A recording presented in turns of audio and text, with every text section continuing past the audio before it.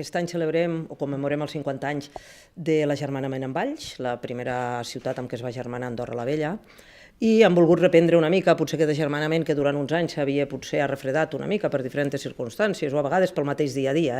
i creiem que és una bona oportunitat, no?, celebrar aquests 50 anys començant amb una calçotada d'Andorra la Vella que ens ofereix l'Ajuntament de Valls, i després el 25 o 26 de març els escudellaires d'Andorra la Vella aniran a Valls. L'únic dia que les dues colles de Valls s'han ajudat a les pinyes va ser una diada de castells aquí a Andorra la Vella. Per tant, és quelcom que les dues colles se'n recorden, és especial, i en aquest sentit s'ha de dir que Andorra la Vella va aconseguir la unitat de les dues colles de Valls, ni que sigui per fer